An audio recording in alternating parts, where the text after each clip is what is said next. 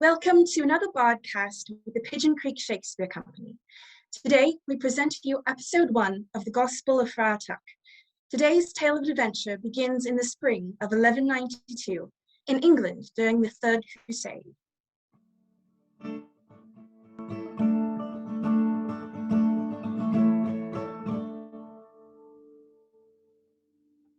A rickety wagon rolls down a cobblestone street in a small village in the beautiful English countryside.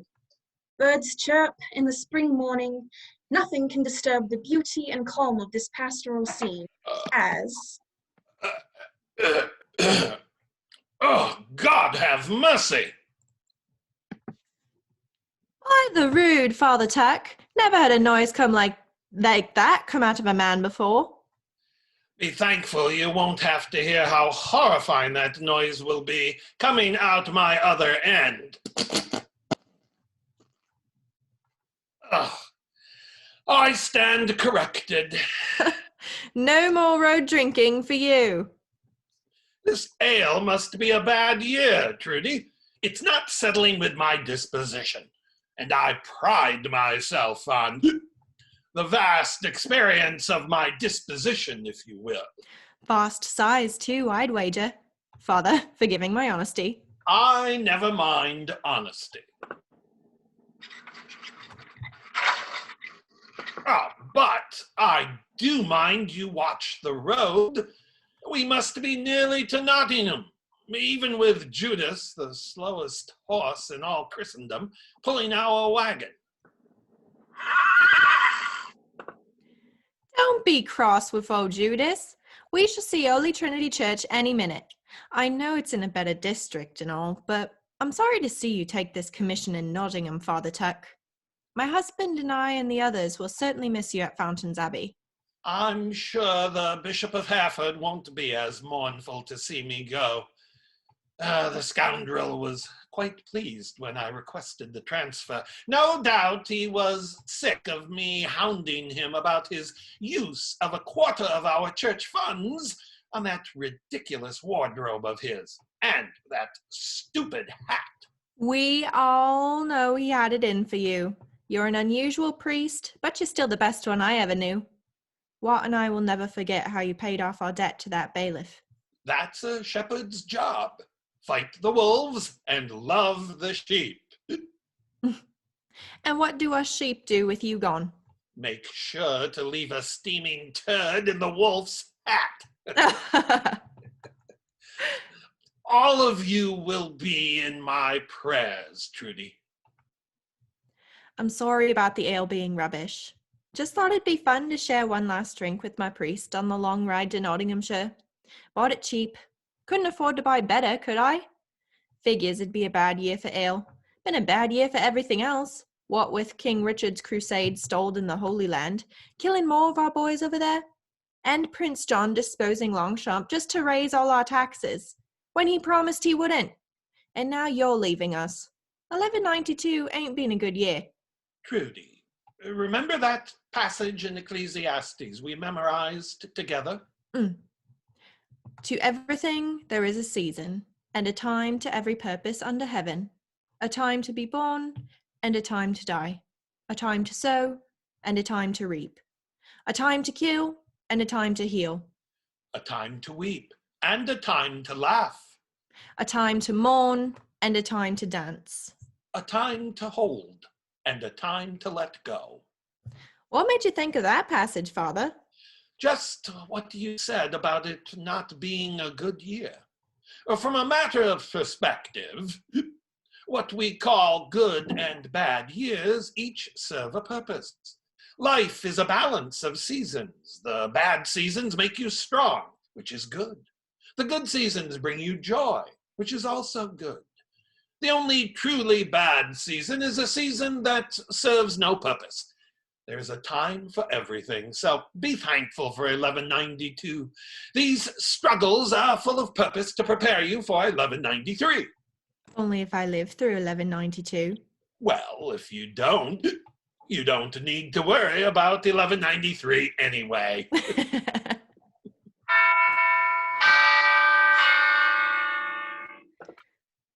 Well, here she be. Holy Trinity Church of Nottingham. You got your luggage? Got it. And now is a time to say goodbye. God bless you, my daughter. And God bless you too, Judas, even if that is a terrible name for a horse. Well, perhaps not this horse. All the best to you, Father Tuck. God love you.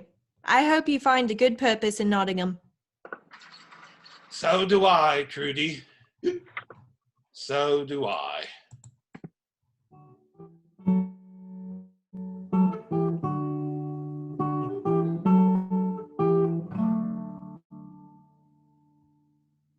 As Trudy rides off, our unlikely hero finds himself in a simple, small stone chapel, empty, except for... Are you Father Tuck? That's right. Can't miss me. Holy Trinity Church welcomes you. I am Sister Tabitha Hickleby, here to assist you. Peace be with you, Sister Hickleby. I look forward to laboring in God's work with you. What was that? Oh, nothing. Nothing. So, this parish is,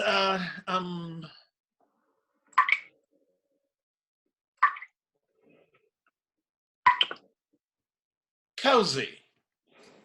It's much smaller than what you were used to at Fountains Abbey, I'm sure. And we're working on the roof leak.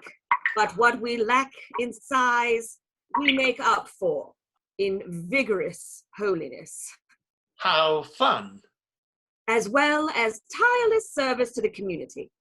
We hold school, town meetings, concerts, care for a handful of orphans. They're currently out back tending our community garden. And we support a variety of local vendors in the square, as you saw when you arrived. By variety of local vendors, do you mean the one vegetable stand I passed outside? We had more, but the sheriff removed them for not paying the vegetable stand tax. There's also a man who sells squirrel tails on Mondays. How exciting for Mondays. And here, by the pulpit, is Holy Trinity's prized possession, our holy relic. Splendid. Forgive me, it looks like a plate of moldy cheese.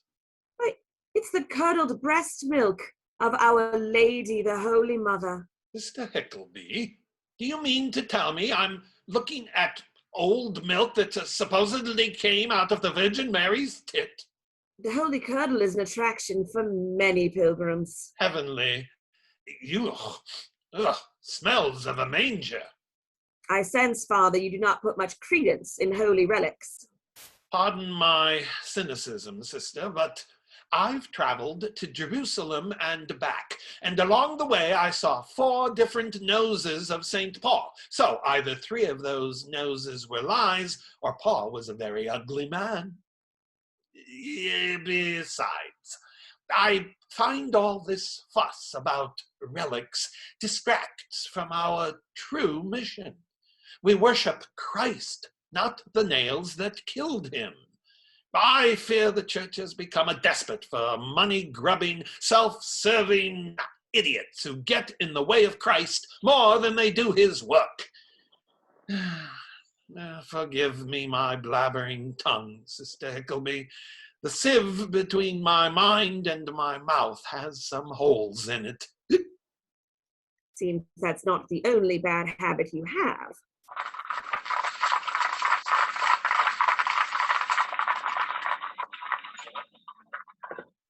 A thunderous noise signals the arrival of men on horseback. Speaking of bad habits,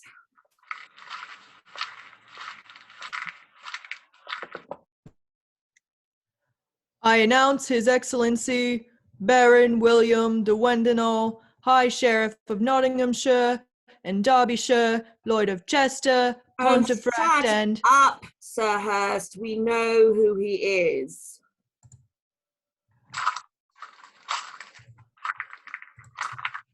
My Lord Sheriff, I have asked you before not to bring your armed guard into the house of God. Weapons are not permitted in this holy sanctuary. Sister Hickleby, this holy sanctuary is in my grounds, in my city, in my land. In all but ecclesiastic management, it is mine. As High Sheriff, I am responsible for the enforcement of law and order, and my men must be armed to accomplish it. But our church rules state that no weapon... I have heard your womanly reasoning for those rules, and as sheriff, and I might add, one of the highest ranking individuals in the country, I would remind you that I have the authority to reject your reasoning. So hold your bitty tongue unless I ask for it.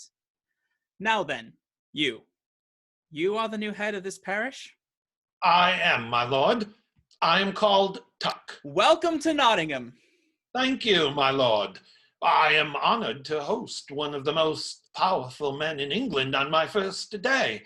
Surely a man with as many responsibilities as yourself does not ride out to greet the new priest of every small chapel. This small chapel might soon play a large role in our war against crime. Holy Trinity's secluded location outside Nottingham's walls makes it an unguarded position, and thus a likely target for dangerous outlaws. Out the window, do you see that green wall of trees over there? That's where Sherwood Forest starts. It's beautiful. 2 years ago, you'd have run into a hedge robber behind every oak. Then I became sheriff and gave this district a hard taste of what law and order means. Since then, I'd run every Sherwood gang into the ground. What's left are only scattered fragments hiding out throughout the greenwood. Congratulations. Sad, though, that times are so hard for many to choose leaving their homes and families for survival in the wild. Taxes had to rise everywhere to fund your Pope's crusade, Father.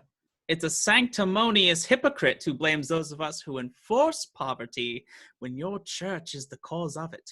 I do not disagree, my lord.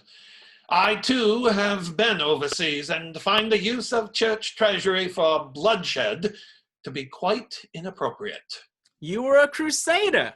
No, but I treated many of them in Jerusalem, where I received my theological and medical training. I served in Outremer for about 15 years before I joined Fountains Abbey here in England, and now I'm here to serve Nottingham. What interested you in taking a small commission out here in the country? Just wanted a simple life. Indeed. Well, your background in dangerous settings makes you the perfect man for this job. Indeed.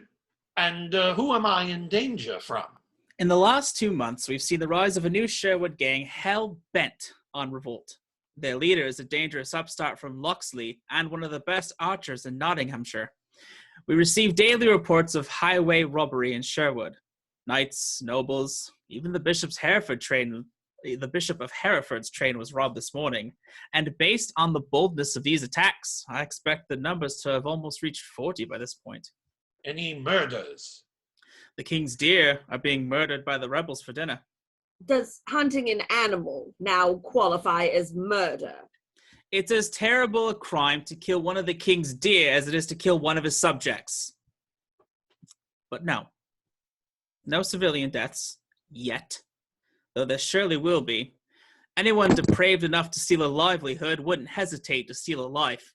This band in Sherwood, you think they would rob Holy Trinity? Absolutely. That's why I wanted to inspect this place. I'll have my man, Sir Stephen de Bracy, keep an eye on things here for you. He has one of the largest local forces of men-at-arms at his disposal, and they've already proven useful to my bailiffs. Try dodging taxes when they're around, and those hardy boys will put the fear of God in you. And who will put the fear of God into Sir Stephen? Has my lord forgotten the accusations from multiple young women who said... Those claims were dismissed in my court. The girls offered poor evidence, so I gutted the case. And one of the young women took her own life, so it just goes to show what profane wretches their lot were. To speak of the matter is gossip and slander and unbecoming of a bride of the Christ, Sister Hickleby. Once again, you offend your lord. I think you need a reminder of how things work in my Nottingham. Step outside and bring those orphan wards working in the garden. Tuck and Hickleby follow the sheriff outside, where a group of children tends the parish garden, and the sheriff's henchmen hold a man under guard. Line up, children. Time for a lesson on law and order. My lord, who is that poor fellow your guards hold captive? Luke Bartley, a serf caught stealing a loaf of bread. Guards, hang him off that tree.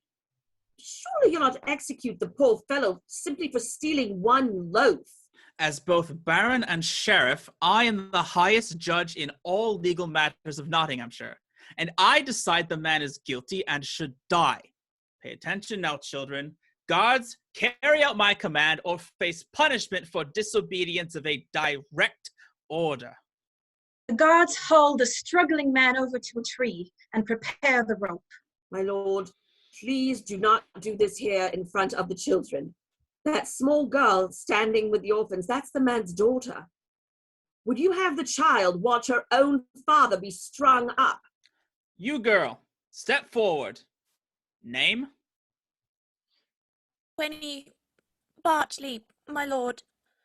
Sister Hickleby, why is this girl receiving care with the other orphans when her father is currently alive? Though not for long. Her mother starved last winter and her father could not afford to care for her. He begged the church to take her as a ward. So she is not technically an orphan and should not be receiving orphan care, should she? Well, we will right that wrong. Quenny Bartley, do you want to be a good Christian child? It's all right, sweetheart. Answer him. Shut that thief up! Look at me, girl. You answer to me, understand? I said, do you want to be a good Christian child? Yes, my lord. Then don't be like your father. He is a wicked, awful man who broke the law of man and God. He stole. You know how awful stealing is? I do. If you ever steal, then you will not be a good Christian, Quenny. You will be a rebellious, evil girl, and you will hang too. And when you die, you will go to hell where you will burn and choke and suffer for all eternity. And you will cry and cry, but no one will ever hear nor help you. My lord, Sheriff, you must stop this. No. Ready, Sir Hurst? Ready, my lord. But, my lord, Let justice be done. Quinny, you're a good girl. I love you so. But the rope is tightened, and his final goodbye is choked away along with his life. Quenny softly cries as the straining rope swings. You should not weep when sin is judged, Quenny. Be happy. A bad man is getting what he deserves. Children, Quenny, inside now. The orphan's little feet pitter-patter sadly away. This was a harsh handling of the matter, my lord. I'm sure to a woman, man's justice does seem harsh. But crime is harsh, thus harsh lessons must be taught to protect the children falling prey to its temptation. but it was a loaf of bread. Oh, so you think stealing is acceptable, new priest? The law shouldn't apply to bread? You know better than the law? No, but Then we maintain law. does the law require the penalty of death over a matter of petty theft? The law permits a man of my rank to use better discretion than yours on the matter, a policy the church upholds. This administration of justice we witnessed was perfectly legal. And look, now there are no lawbreakers and the next generation knows not to make the same mistakes. Law and order. Just remember that, new priest. There will be law and order in Nottingham. Men, let the body hang away to the castle. Law and order, Tuck. Just as swiftly as they arrived, the sheriff and his guards mount their horses and gallop away.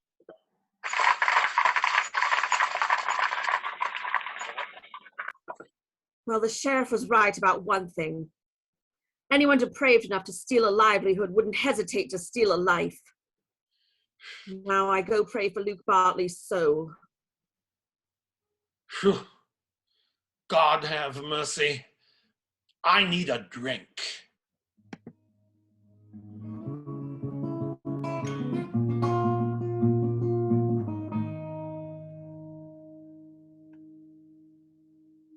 The next morning, the birds are chirping merrily, a little too merrily for Tuck, who is nursing his first Nottingham hangover. Father Tuck! Father Tuck! Are you awake yet? It's well past breakfast and morning prayers. Father Tuck! Halt your battering ram. The sun is loud enough. I should hope you'd be well rested from the 2 chickens, 10 links of sausage, and 5 tankards of ale you consumed last night. Was that all I had? I thought there was bacon, too. I thought correctly. Usually do, you know. Aren't you ashamed, Father Tuck, hung over on your first day? Technically, my first day was watching the Sheriff of Nottingham hang a man in front of his poor child. I am hung over on my second day. Is this the kind of law enforcement I'll be seeing regularly in Nottingham? The sheriff is a strict man. It's just us here now, you know. You can drop the saintly language and use the word arsehole. He believes the problems of our shire must be solved by hard governance. He's obsessively technical about the law, always knows how to argue it however he pleases. A very astute Bible reader, though. Attends Mass regularly at St. Mary's, too. Oh, so he's a religious arsehole. Even worse. He's not unlike many men in Nottingham. He's just got enough power to get away with it.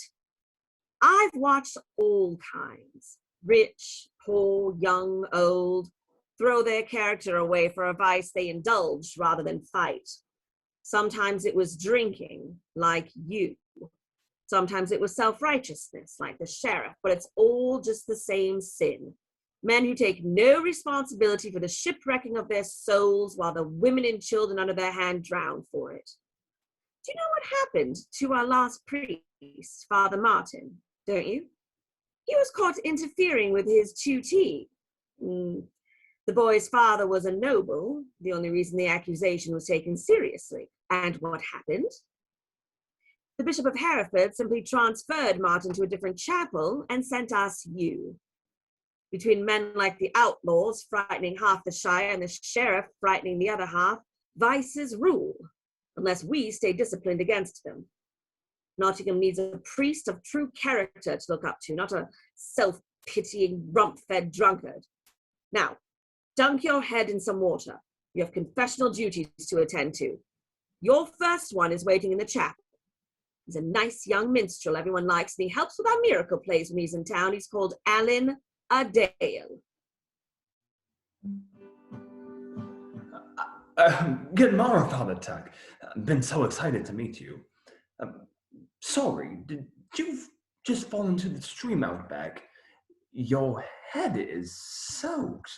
Bless you, Alan. I'm fine. Just a little morning wake-up splash. What were you playing just there? Oh, it's just a little love song I've been working on. Oh, the gold in Nottingham couldn't buy my lass of gold. But she is so fair with golden hair, a ruby heart of gold. The rhyming's a bit repetitive, but I'm still working on it. You play splendidly, Alan. Why, thank you, Father. I can play you something more upbeat if you prefer. No, nothing loud this morning, please. Pardon me. I'm not sure I can play louder than that. Probably not. Father Tuck, If I didn't know any better, I'd say you sloshed hard last night. Here, in this flask, I have just the cure for too much celebration. More celebration. Ha ha! You're a good lad, Alan. I'll sample that. The world's so gloomy. A minstrel is the one profession where you get to put a smile on everyone's face. That's why I love it. Well, that, and I have an excuse to never stop playing my lute.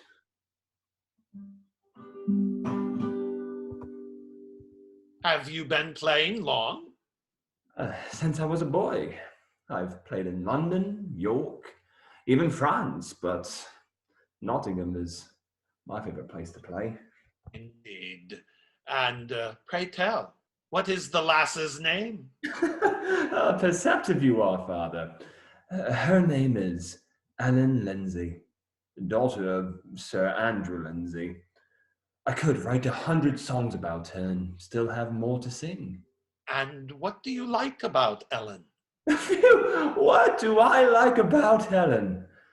She's a summer day. She's clever, funny, beautiful, inside and out. Golden hair and a ruby heart of gold. That's her, all right. Of course, her father objects to her marrying under her class. We steal what moments we can. I am only a poor minstrel, but some gold can't be bought with gold. You know what I mean? I think I do, Alan Adair.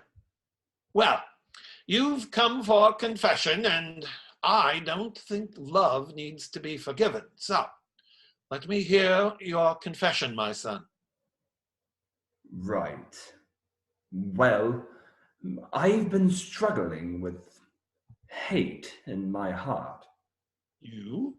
But you seem such a merry lad. Well, I am. That's why I take hate seriously. And how did this hate arise, my son? A few days ago, something happened at the Blue Boar Inn, a jolly tavern I've been staying at with our travelling theatre, the Merry Quills. The Sheriff of Nottingham and Sir Stephen de Bracy stopped and saw after another wasted Sherwood hunt. Robin Hood for the win, eh? Who is Robin Hood? Who is Robin Hood? Haven't you heard the songs? Who is Robin Hood? Prince of thieves in Sherwood, fighting the sheriff's men, deep in the misty greenwood. Is he a hero or a villain? Can a man be both? Depends on who Robin's robbing. He swore on the people his oath. The poor, they seem to like him, the rich, not so much. Well, that must mean bold Robin Hood has won the common touch. Ah, well, I did hear about this Hood fellow. Not sure it's appropriate to romanticize a criminal who's terrorizing the Shire, Alan. The Shire's not afraid of him. Everywhere I go, serfs beg me, sing us the ones about Robin Hood. I know stealing is a sin, Father, but you've got to admit it's better than starving. Times are hard, but crime is no lasting solution. As the book of Proverbs says, people do not despise a thief when he steals to satisfy hunger, but when he is caught, will he not pay sevenfold? I guess it depends on who catches the thief. A merciful sheriff or the one we've got. Ah, you know, Alan, I'd never thought of that proverb like that. Sheriff Winnow brings out the worst in everyone, he does. I'm usually so cheery, but lately my music's been so angry, like there's a tempest swelling in me that I never knew I had. To watch the sheriff sanctimoniously turn a blind eye to every Norman bully month after month, as good folk are taxed, beaten, and starved. It's a nightmare. People are desperate, and that desperation's turning ugly. Tell me what happened at the Blue Boar Inn. A drunk serf was singing along to one of my songs about Robin Hood. Sir Stephen yelled at him to keep it down, so the serf threw an egg at him that missed and hit the sheriff. Then Sir Stephen and his knights seized the serf, dragged him outside, and started beating him. A couple of us begged them to stop, but the sheriff's knights pushed us away. After a few minutes, the man went still, died on the spot. 4 armed knights against an unarmed serf? The sheriff said Sir Stephen was justified in defending his lord from being attacked. For God's sake, it was an egg! I felt hate. It's shameful what I wanted to do. What was the serf's name? James Elliot. His widow, Mary, has been crying for days, but no point in going to the sheriff over the matter. What can she do when the law won't stop the law? I feel right sorry for her. Their home had a leaky roof, and now no man of the house to support her. A lot of leaks in Nottingham, it seems. Everything's just a sad mess. I know it's wrong to hate, but how can I be righteous if I stare into the face of evil and feel no urge to punch it? Alan Adale, you're a good lad, and I thank you for sharing your heart with me in this matter.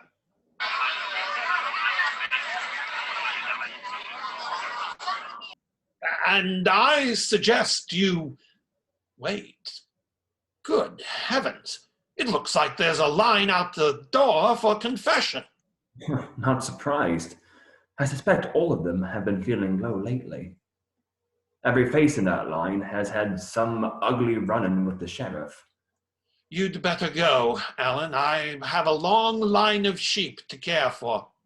Wait, don't I have to do penance? Like a few Hail Marys or something? Oh, yes.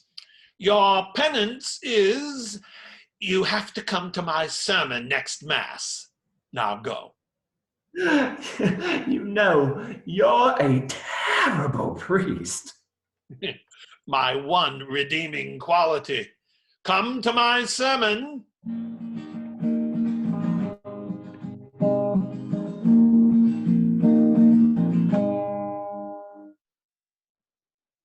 At the next service, Tuck is surprised to find the large crowd waiting to hear his first sermon. God bless you all. Welcome to Holy Trinity Church. I am Father Albert Tuck, your new priest, and this is my first sermon in Nottingham. I've heard many of your stories this week, and I find that Nottingham is a good community, but one that is hurting. Our beloved sister Mary Elliot lost her husband, and there is sweet little Quenny Bartley who lost her father. And all of us know someone lost overseas in the crusade. Our country is in a season of loss. We all lose things in life, but our hope in faith is that the good we lose can be found again, not alone, but together. We are reminded in the book of James, true religion is this: to help the widows and orphans in their affliction, and to keep oneself unstained by the world. The world is a system built on greedy hunger for power. God's kingdom is built on grace for all who thirst for it. And I think that's enough talking from me today. We don't need big sermons as much as we need big hearts. Mistress Elliot has a roof that needs mending, and we're all here. Well, let's be the church today. All able-bodied workers come and help mend our sister's roof right now. Let's away to it, and we'll all enjoy God's blessings afterward with good food and ale for our labors too on the church's tab. Tuck's suggestion is met with cheers from the congregation. Huzzah! Yeah! Yay! Our scene shifts to the roof repair, where we find the residents of Nottingham feasting and celebrating together. Father Tuck, the widow's roof is fixed, and Everyone is feasting. That was my favorite mass ever. Alan Adair, thank you for coming, lad. Just paying my penance. And I wanted you to meet someone. This is Maid Ellen Lindsay. God bless you, daughter. Alan sings well of you. Delighted to meet you, Father. This is so sweet what you've done. I got the idea from Alan here. We've helped the widow. Now for the orphan. I've already sorted it. I've made little Quinny Bartley my new assistant for our upcoming miracle play. She was very excited. The song made true. You do have a heart of gold, Ellen. Alan's going to start singing in a minute. All the coins he gets, we'll give to the widow. Will you join us for a song? Perhaps in a minute. Right now, Sister Hickleby is jerking her head at me to go to her, and I dare not disobey. Try not to get into too much trouble, Father Tuck. Come on, handsome. After you, gorgeous. Sister Hickleby, you jerked your head?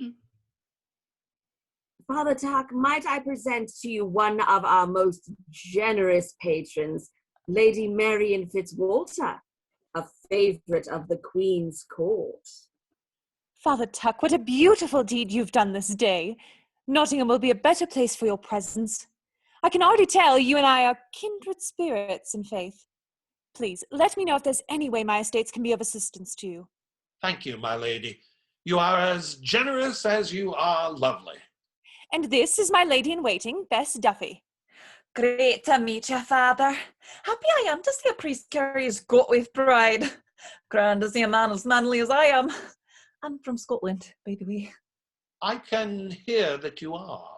Bess, would you show Sister Hickleby that basket of clothes we brought? See if any of the children could use them, particularly little Quinny. Right away, my lady. Come, sister. Let's see how good-looking we can dress these blessed wee varmints. You seem to be right at home in Nottingham. I can't remember the last time I saw everyone so happy. You are to be protected at all costs, Father Tuck. Someone must tell the Sherwood outlaws that. I hear they might be aiming for me soon. That makes two of us. I know a couple knights, decent men, who had everything taken. You know, those thieves took all my tax payments just this past week. My gold was going to the sheriff in the Bishop of Hereford's train when the outlaws hit it. The fact that they attacked the bishop has many people shaken. I know the serfs have little trust in the law these days, and who can blame them? But attacking a churchman is a line no one wanted to see crossed. Well, perhaps that is my purpose here? To be a true churchman and save the soul of this Robin Hood of Locksley? Robin? Yes. The sheriff mentioned Robin Hood, the gang leader, is from Locksley. Robin Hood? Of Locksley? Does my lady recognize the name? What, know him? Well, I knew a yeoman boy called Robin from Locksley, one of our estates. He was my... But I suppose it's someone else. That boy is gone now. He left for the crusade. No word ever came of him. A sad fate. Yes, very. Not that I ever think of him. He's nothing but a... Sorry, what else did the sheriff say about this Robin Hood? I believe he called him one of the best archers in Nottinghamshire. Did he? Well, it's certainly a different Robin, then. The boy I knew is not only dead, but wasn't half as good a shot as I was. No, he certainly was not. Why, does my lady dabble in sports?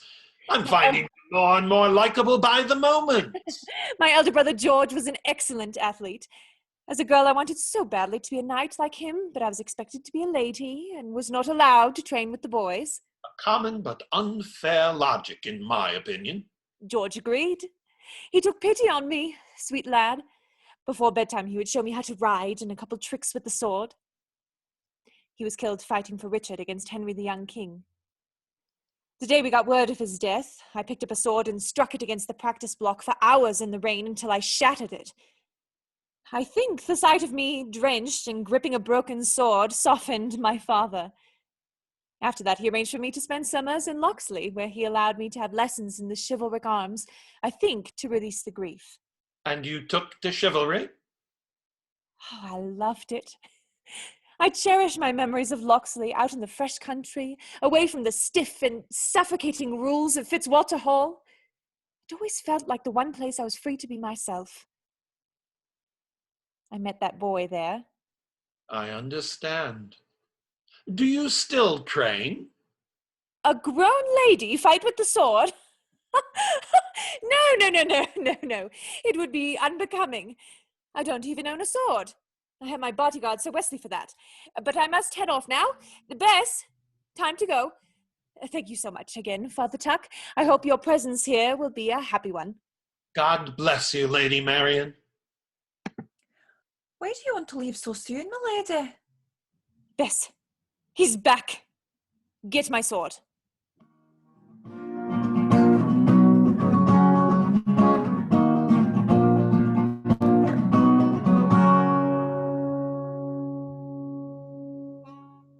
In spite of her denials that she has continued to trade in sword fighting, we next see Lady Marian, along with the loyal Bess, riding into Sherwood Forest on a most unladylike quest. Well, here we are, riding into Sherwood Forest to single-handedly capture Robin Hood. What could go wrong?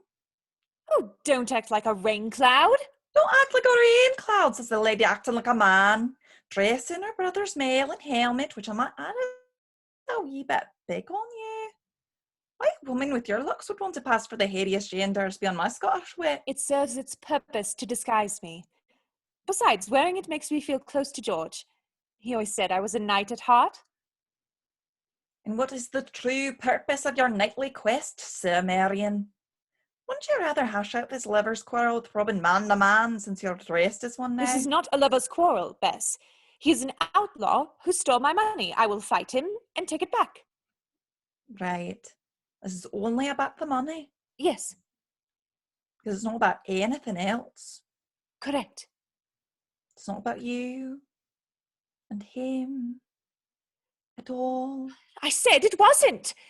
I'm allowed to be over him and, frankly, be angry he's attacking my financial securities and the people I'm responsible for. So your wrath against Robin of Locksley has nothing to do with the fact that 3 years ago he crusaded off against your wishes, leaving you to wither into an old spinster with nothing but ashen embers where once there was a heart. You didn't have to come, you know. I could have asked Sir Wesley. You kicking Robin's beautiful ass 6 ways to Sunday. But my flower sacks, this'll be a good fight. All right, we're here. That turn up in the road is where these attacks keep happening. Must be their ambush spot. Now, remember, Bess, you keep hid behind a tree, and if I get into any trouble, use that crossbow only as a warning shot. Oh, it'd be so much more fun if he'd let me bear a lady. A Scottish woman have a natural prowess for cracking English skulls. I know you do, but stick to my trap. Now I go to bait it. Off with you. Quick, behind that tree. Steady, Pepper. Oi! I seek the outlaw Robin Hood. Show yourself.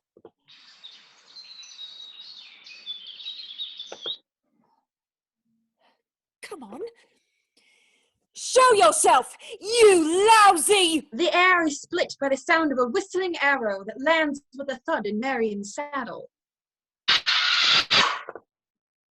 And we now get our first glimpse of Sherwood's most notorious outlaw. Welcome to Sherwood. Someone need Robin Hood? Your arrow seems to have landed in my saddle. You're lucky it's not in what's in your saddle.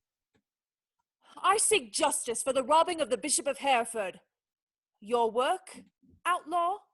If by bishop you mean that pompous child-swallowing wolf wearing the bishop's hat, I'll put his purse to better use than he would have. You know, Sir Knight, your helmet looks familiar. Do I know you? You will soon enough. Marian dismounts and unsheathes her sword. I challenge you to a duel for the money you stole. You're not with the bishop. Who are you really fighting for? A good lady. Ah, well, I've done stupid things for a good lady myself. Guess I'll have to oblige.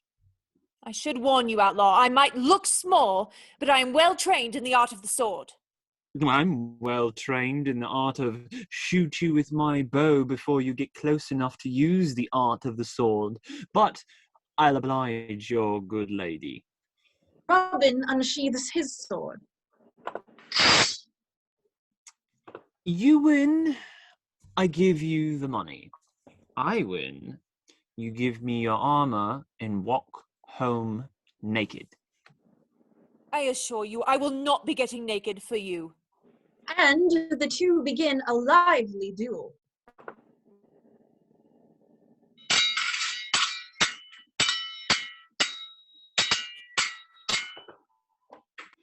You're good, but you don't fight as well as you... Our swashbuckling outlaw is interrupted when the hilt of Marian's sword connects with his face. Ow! Never mind.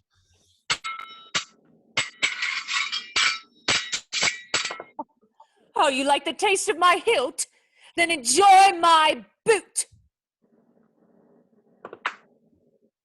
Marian's kicking aim is particularly accurate. Not between the legs. You're mean. At least I never broke a woman's heart. You never had discipline as a fighter. Made you easy to better and easier to trip. As she trips him, Robin's sword flies from his hand and lands just out of his reach.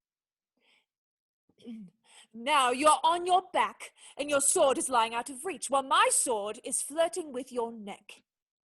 That would be a good time to yield, outlaw. As you wish. Always looking up to your betters, aren't you, Robin? Who are you? Your better half.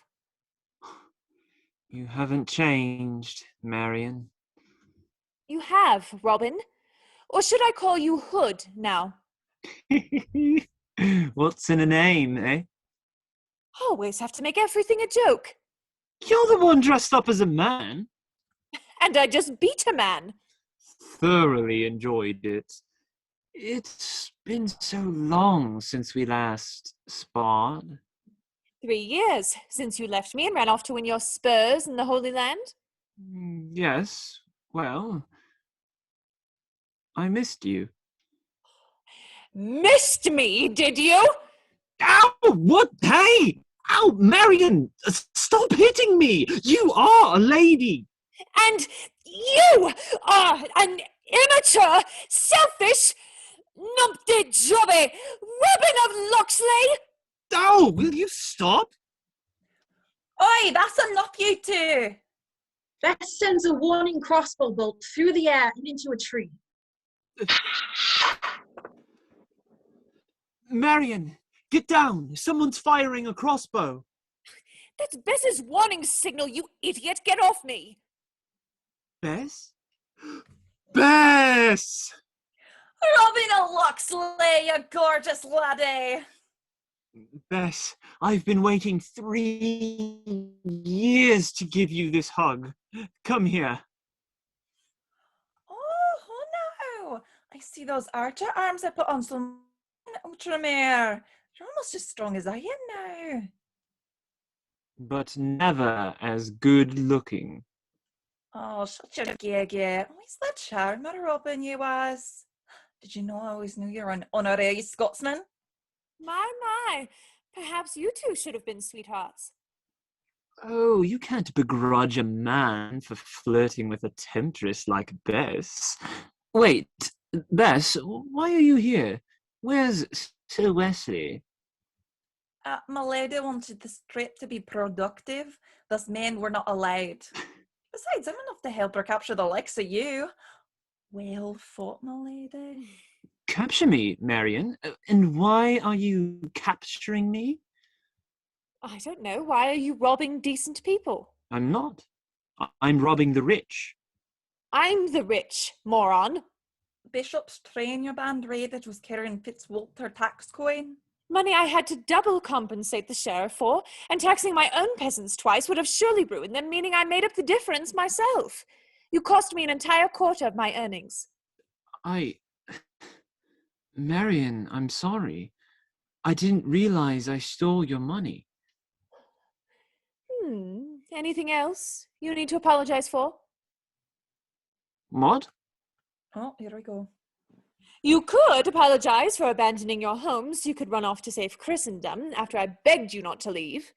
Marian, You could explain why you've now abandoned your crusade in the Holy Land.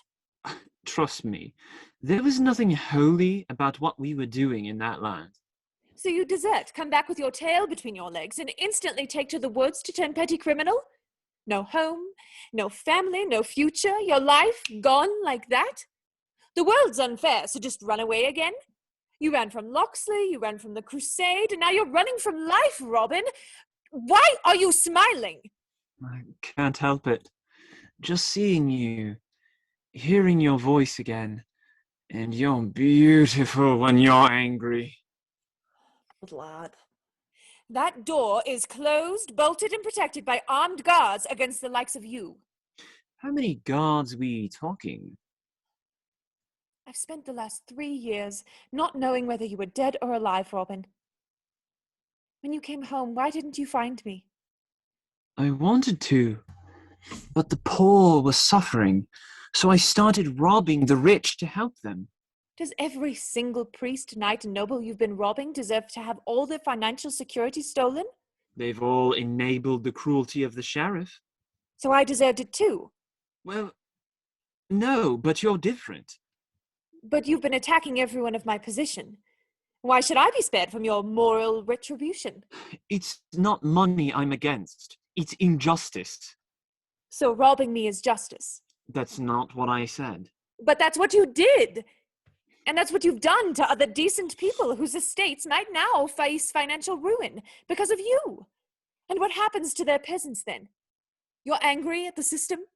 Then fight the system, not the people living in it. Cheap talk when the system is designed to give you everything you need and then some. The people I'm helping are a day away from starving, Marian. You can sit safe in your castle and judge my methods, but at least I'm doing something for those scraping through a life of daily survival. A safe castle. Is that where our system has me? Because this world is so safe for women. You think being poor is the only way to suffer injustice in life? You know nothing of a woman's war. I'm ashamed to see the once kind boy I knew grow up to only become a stupid, aimless fool. I am trying to help the poor. How? You have no long-term battle plan. You don't even understand what you're really fighting. I'm fighting the sheriff by not playing his game. It's the easy choice to run away from the game than have to knuckle down and play it well. You could pat yourself on the back as a self-proclaimed people's champion, but how does robbing the rich actually solve anything?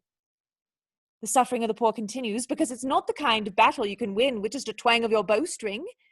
True change comes from within, and outlaws are on the outside. Welcome to self-righteous irrelevancy. You didn't find me when you came home because you were busy. You couldn't face me because you were ashamed. This quarreling is not how I wanted to reunite. Look, come back to camp with me and we can talk at length. Just meet my men and hear me out. You'll understand. I know you're hurt. I know it's my fault. But what say you? Will you give me a shot? You know I never miss. I gave you a shot 3 years ago. You left me for one crusade, and now you've left me for another. Why should I care why you do anything anymore? You stole my money, and I beat you for it. Pay up.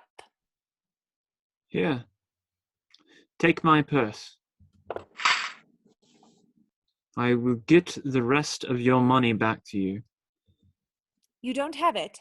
I told you, I don't keep the money I steal. Spent it all on drinking and women, no doubt.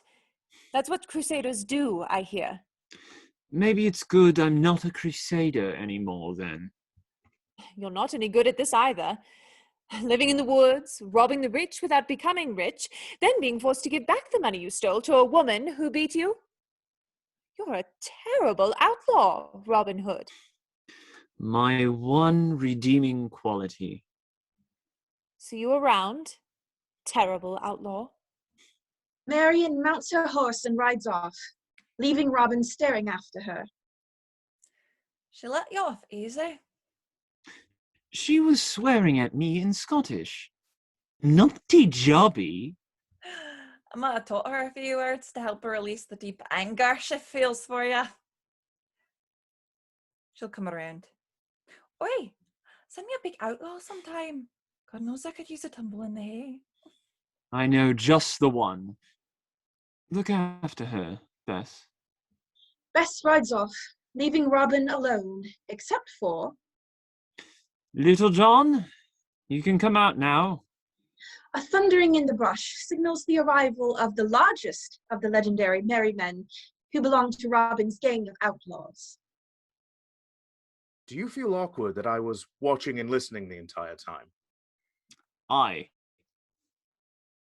You're making a bit of a habit of getting your ass kicked. First me, now a girl. Maybe a priest will beat you up next. I take it that's the lady you're always pretending not to be thinking about. Aye. Good looking. Great fighter. By the devil, you really let a prize fish get away. Knows you now, doesn't she? She was right. You are a terrible outlaw. Aye.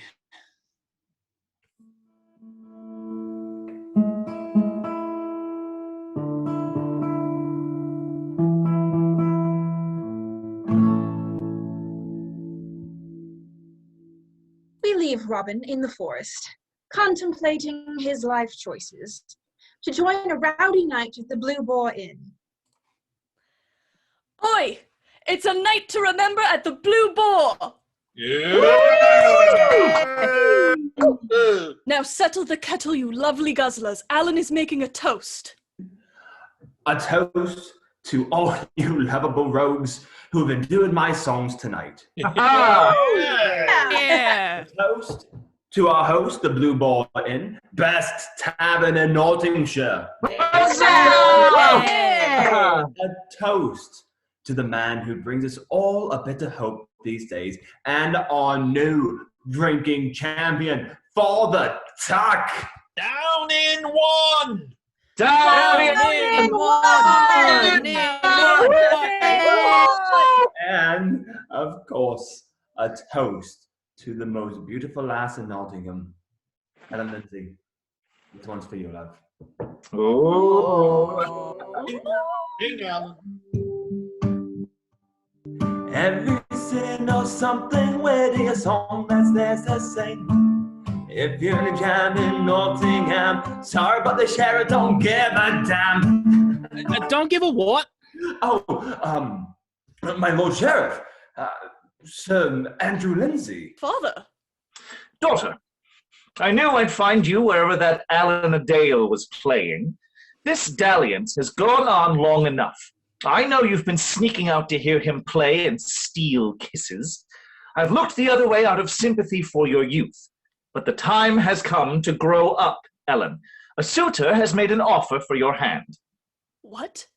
You're marrying me off? Now, don't pout. It's a wealthy arrangement. You'll have security being married to a knight. I love Alan. I won't marry anyone but him. You will do as your father commands, girl. My lord, I will handle the management of my daughter. Now come, Ellen, put the maid behind you and become the lady your mother and I hoped you'd become. And just who are you demanding I marry? Sir Stephen de Bracy. He's a loyal friend of the crown and will make a respectable wife of you. Sir Stephen? He's older than you, father. You can't expect me to marry that horrible, wrinkled lizard. Father Tuck, can't you protect me? Ellen, I'm sorry, but your father has every legal right to arrange a suitor. Do I have no say in my own marriage? None. And it's the better for you, as you'd foolishly run off with some braying pauper. Be thankful you have a level-headed father at the helm of your fate, rather than your own womanly illogic. Bring me De Bracy. I'll challenge him for her. Don't be foolish, young man. De Bracy is a trained knight, and you are nothing but a minstrel. You'd be killed instantly. Oh, so you're Alan Adale, the minstrel who keeps singing songs glorifying Robin Hood? A minstrel sings what the people ask for, my lord. My lord, Alan has been a good friend to our church and plays for our miracle plays. He's a generous, kind lad. His music promotes indecency, perhaps even insurrection. Young woman, you say you won't marry anyone but this man? I can solve that. Alan Adale, as High Sheriff of Nottinghamshire, I find your music to be supporting lawlessness and forbid you from playing in my territory. Guards, seize him!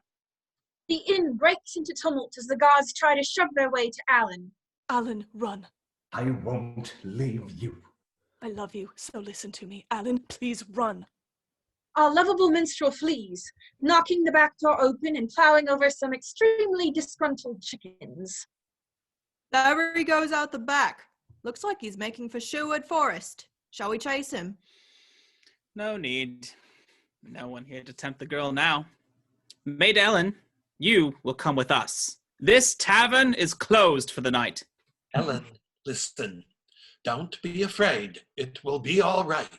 No, it won't. I'm a woman, and this is Nottingham. To be me is to be just as much of an outlaw as Alan is now. Come along, dear.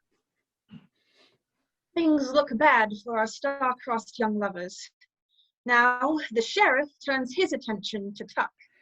You know, Tuck, I'm surprised to find you out drinking with the peasants. Our Lord ate and drank with sinners. Why shouldn't I? Yes, but in a cross inn like this? I'd watch who you spend time with. Bad company corrupts good morals, as Scripture says. Take care not to judge, lest you be judged, my lord. I've heard stories of your own bad company in this very tavern, and I've been meaning to offer you confession for it. Confession? In the short time I've been priest here in Nottingham, I've listened to many alarming stories regarding your methods of law enforcement, methods that concern me for your soul. I have no need for confession, Father Tuck. Collecting taxes to support the crown, administering justice to lawbreakers, it's all under my authority. The poor might moan that I'm unfair, but not one act I've taken fits any legal definition of unfair. And you think Alan Adale and Ellen Lindsay feel better off? Isn't making people's lives better the whole point of legal authority? The point of legal authority is to enforce the natural order under law. God anoints a king, the king tells the rich what to do, and the rich tell the poor what to do. The poor don't like it because they don't like God's order. Probably why they're poor in the first place. But that is the order the world has spun on since the day power was born. I know Scripture too. Proverbs says the rich rules over the poor. You're not the first voice to twist Scripture, my Lord Sheriff. The completion of that proverb is, the borrower is the slave of the lender. Whoever sows injustice will reap calamity, and the rod of his fury will fail. The point is that the rich tend to take advantage of the poor, and injustice will be met with the fury of a just God. That is the full lesson. Do you take it to heart? What is your life sowing, William de Wendenall? You will call me by my title. Do you even realize how disheartened your people are? A sheriff is supposed to protect his people from threats, not be the threat. That's not your position to judge. I am your lord, plain and simple. And didn't Tuck come here for a simple life? Life in Nottingham is not simple for the people living, dying, and suffering under your leadership. In fact, one wonders what kind of sheriff is so incompetent he's got outlaws being sung as heroes. Careful, priest, you offend your lord. Careful, my lord. You offend my lord, and his wrath will be more terrible than yours. I ask again, what is your life sowing? I'm the rich. Sowing and reaping's not my job. My job is running Robin Hood into the ground, along with all who enable him, even fat, stupid priests. I'll be keeping my eye on you, Tuck. And I on you, William.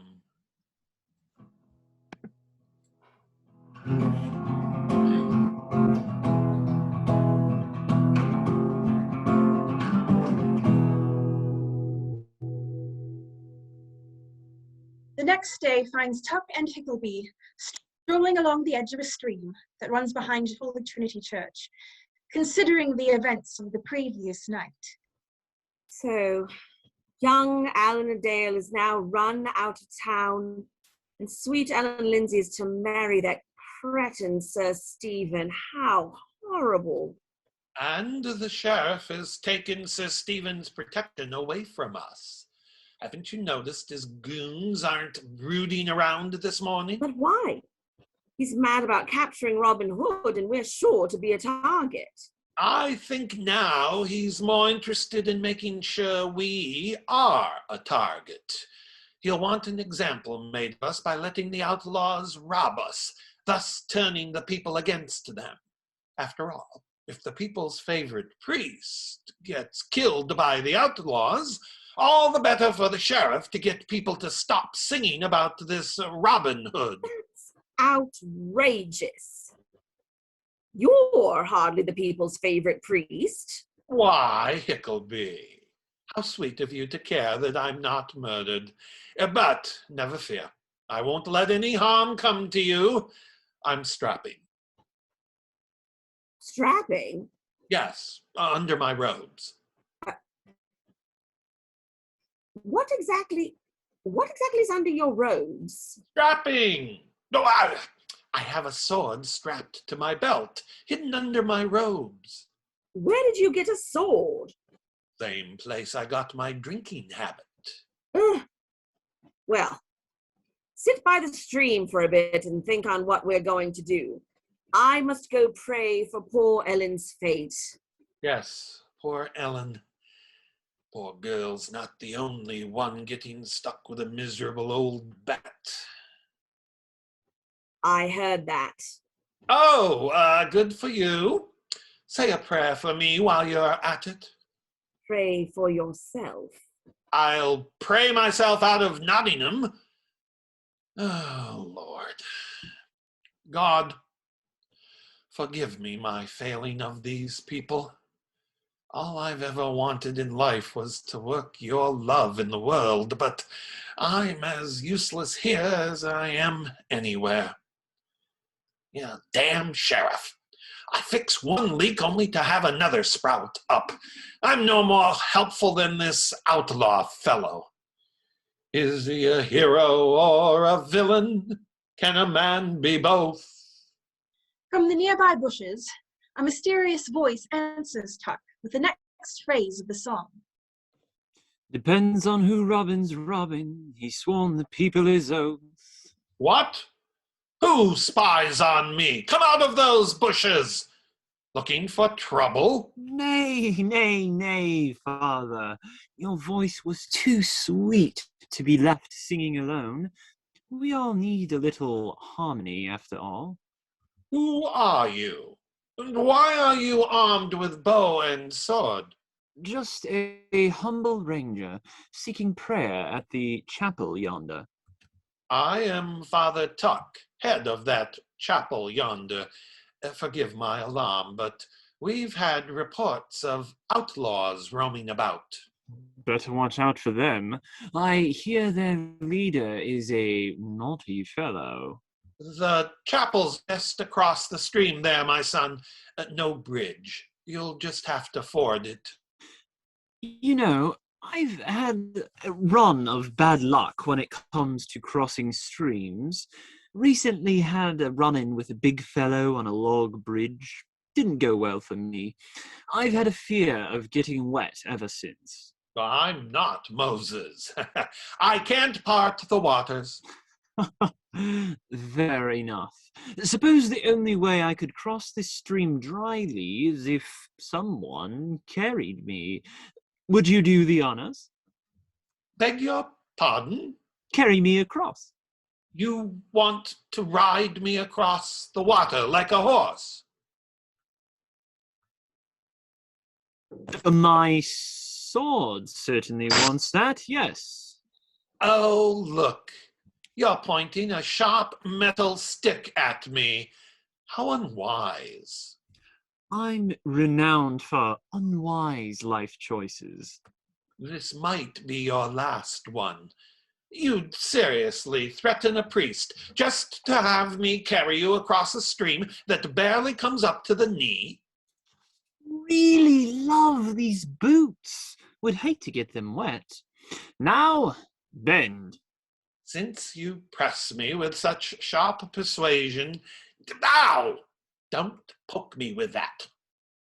All right. Just get on gently. That was not gentle. The church teaches us to give until it hurts. Giddy up, horsey!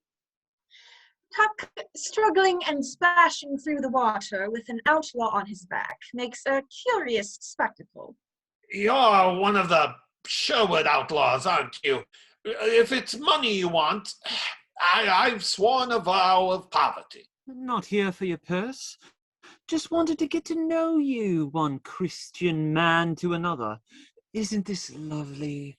Like Saint Christopher carrying the Christ child across the stream. Maybe they'll make you a saint someday. Doubt it. You're hardly baby Jesus. But you could handle the weight of the world on these shoulders, I dare say. For a fellow built like a hippo, you certainly have the strength of a lion. I can feel groomed muscle under all that fat! Oof! The insult earns the famous Robin Hood a dumping in the cold stream. Not a fan of being called that word. Also, sorry, can't hear you over the sound of my groomed muscles flipping you like a buttered crumpet. Touché. You're a terrible outlaw. So I've been told. And now, if you would kindly get on your feet. What the? Where did you get a sword? Good Lord. In what unimaginable hiding place were you strapping that? Don't try anything funny. No, seriously. Where the hell were you strapping that? Enough! A lesson in humility is what you need. I think it's time for a living sermon about turning the other cheek. Which cheeks we talking about? Bend over and you'll find out. Now, I carried you across. Now you'll carry me back. No, thank you. My sword insists. No offense, but I literally could not pick you up. The weight would crush me like an egg. I'd pay to see that. Now bend. No, for God's sake, you mustn't. Oh, God almighty. You're a stronger little egg than you knew. Now march. I can't grip or breathe. Tighten your fingers. Not there. Hold my legs or I'll slip. Now I know what Atlas felt like holding up the sky. Good Lord, do you just eat a steady breakfast of bricks every morning? Don't be rude. I carried you just like a baby Jesus, remember? You weigh a bit more than baby Jesus. Isn't this a lovely moment for you to reflect on the many lessons the good book has for idiots like your humble self? I'm particularly thinking of the proverb, if a fool rolls a boulder, it will roll back on him. See, even the Bible calls you a boulder. And let's not forget, eye for eye, tooth for tooth, piggyback for piggyback. At the word piggy, Robin hurls Tuck into the stream with a crashing splash. Don't forget, dunking for donking. Why, you little arse! Now, let's both agree to be done with the piggyback phase of our new courtship. Can't we just attack each other with swords like normal men? Happy to oblige. For the second time in recent memory, Robin finds himself in a duel with an unlikely opponent.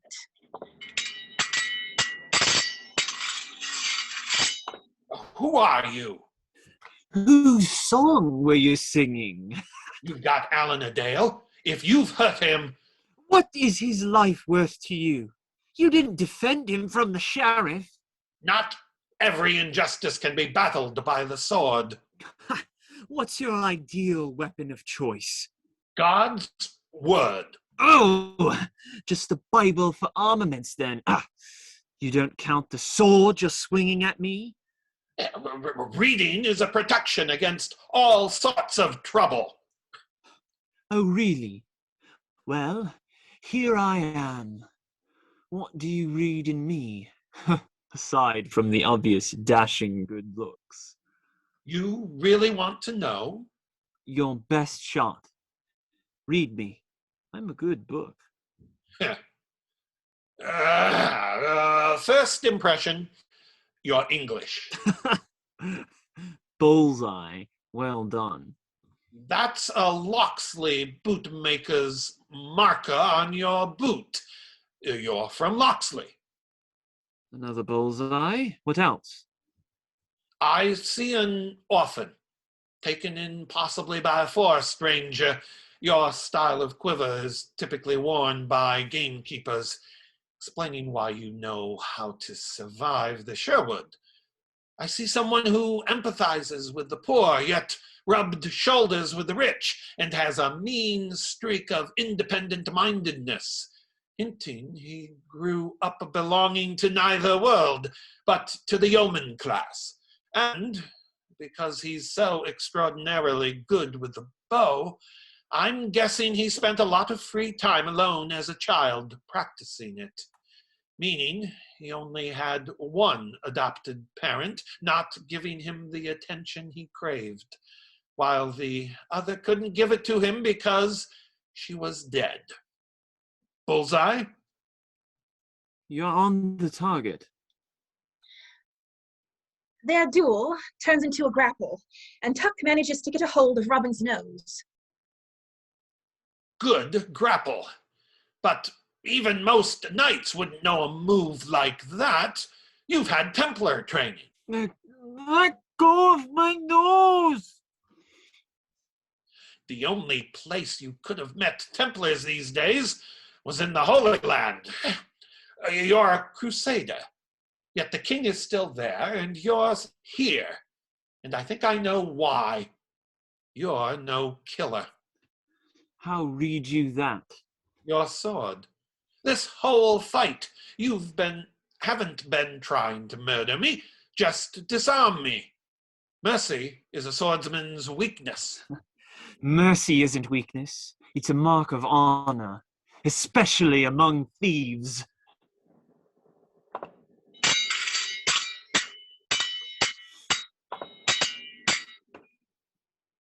Tuck knocks Robin's sword aside, and the outlaw once again finds himself on the losing end of a duel. You were saying, honorable thief who just had his sword knocked into the water? But wait, now it's my turn to read you. Oh, you're a foxy fellow. Go on, then. I see, a Maltese cross on your sword pommel. You're no meek priest. You were a knight hospitaller, the medical order of Christendom's finest warrior monks. Correct. Served 15 years in Jerusalem and defended her alongside Balian of Ibelin. No one could break or heal bones better than I. What else do you read? I see a man who once fought for justice, but now he's gone to seed, running from memories or trying to drown them at the bottom of any bottle he can find. He turned to the church, seeking redemption, until he discovered it was just as corrupt as everywhere else. So he took a simple residency here in Nottingham to hide from the world he's just about given up on saving. Well, am I a good reader, Father Tuck? You are indeed, Robin Hood. You knew me. Well, you fit the description. And you were right. Life as a hospitaller grew sour. Butchering Saracens in Christ's name didn't line up with Christ's teachings we recited every day. I understand. I grew empty. So I took the cloth for good at Kirklees. But church politics and legality still kept getting in my way, and I abhorred the wasteful riches of the Bishop of Hereford. I sorted him out for you, and I gave that money to the poor. My compliments. Well, Robin Hood, you are a worthy opponent, and oddly enough, seem like the most Christian man I've met in Nottingham. Thank you, Father. This was quite fun. So, here we stand, two wet fools bandying in a stream, a terrible priest and a terrible outlaw, with neither anything to fight for anymore. And thus, nothing to lose. I asked you to carry me across because I wanted to see what you were made of. You are all soul and steel, Father Tuck. Just the sort of priest I'm looking for. I have an offer for you. What offer is that, Robin Hood? Tonight, a merry Sherwood feast in your honor, and in 1-2 days' time, a chance to save Alan Adale and Ellen Lindsay from a cruel fate, and find our purpose again. Will this feast have wine? And so, we leave our unlikely hero and our famous outlaw until next time. Thank you for watching the Pigeon Creek Shakespeare Company's production of The Gospel of Friar Tuck. Episode 2 will be available on our YouTube channel in June. And here's just a taste of what's in store. Father Tuck, welcome to our camp. The sounds were true, Father. Robin Hood's men are not the terrorizing scum the sheriff paints them as. In fact, they're quite merry. And who are these, merry men? Not thieves. Well, not in the proper meaning of that occupation. We simply take tax money from them that can afford it and give it to those who can't. Think of us like a gardener, trimming the branches of the money tree, keeping things in proportion. The greedy being held accountable to those who created the wealth for them. Who wouldn't like that idea? Try the greedy.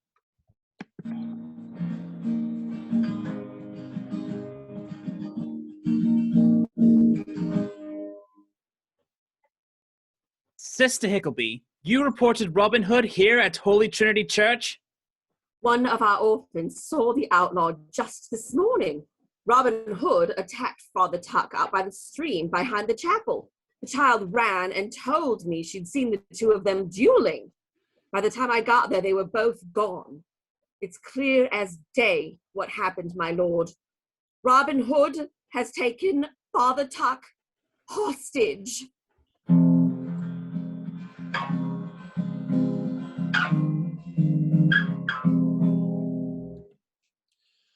Why do I have the feeling you're buttering me up to ask me for a favor? I want you to help us put a stop to this wedding. And how do I do that? No clue. Was hoping you'd help me figure that out. I have no power to do anything. Doesn't God? If you're God's man, then all things are possible and all that. Well, yes, with God, but I am not God. You work for him. Don't earn your pay.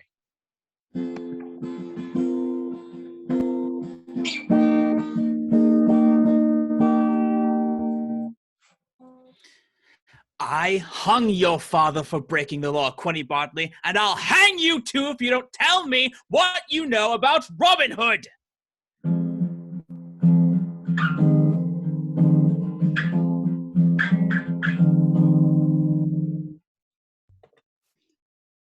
This is not what chivalry is supposed to feel like. A rigged game where the rich sacrifice the poor for profit. You may brand me a thief for robbing the rich to help the poor, but this proud breed of rich are the true thieves, taking dishonorable, even deadly advantage of the poor when it was their Christian duty to protect them. So I will be stealing back what they stole first, because in a story like ours, where the law itself is the villain, the only role left for a hero is outlaw.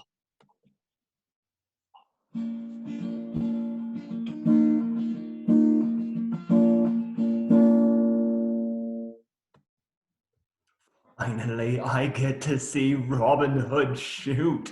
Hope you live up to my songs. Oh, I don't think you'll have any complaints, Alan.